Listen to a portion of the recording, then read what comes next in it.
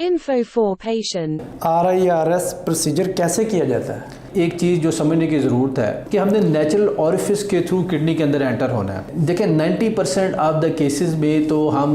जो पेशेंट जब हमारे पास आता है और हमने उसका सारा वर्कअप किया है, उसमें सारा उसका जो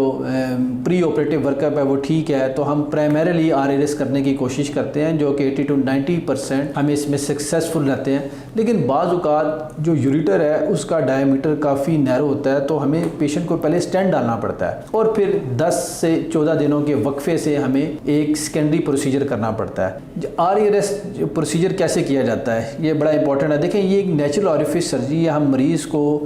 ऑपरेशन से 2 से 3 घंटे पहले बुलाते हैं, 6 घंटे पहले उसका खाना पीना हम बंद कर देते हैं और उसके बाद हम जब प्रोसीजर करते हैं, इसमें पेशाब का जो नेचुरल अल्लाह ताला ने रास्ता बनाया है उसके थ्रू हमारे पास बड़ी एक स्मार्ट सी फ्लेक्सिबल स्कोप होती है, जिसके थ्रू हम और उसके टिप पर एक कैमरा लगा हुआ होता है, उसके थ्रू हम किडनी के अंदर एंटर होते हैं और फिर एंटर होके हम स्टोन को वहाँ फाइंड आउट करते हैं और फिर लेज़र के साथ उस स्टोन को फ्रेगमेंट करते हैं। सो इस तरीके से जब वो ज़र्रा ज़र्रा हो जाता है स्टोन, यानी कि उसके ज़र्रात बन जाते हैं, तो फिर हम एक स्टेंट डाल देते हैं जो कि 2 से 3 हफ्ते तक पेशेंट के अंदर रहता है और वो जो स्टोन के ज़र्रात हैं वो फिर निकलते रहते हैं और जब हमें कंप्लीट स्टोन क्लियरेंस अचीव हो जाती है तो हम स्टेंट रिमूव कर देते हैं।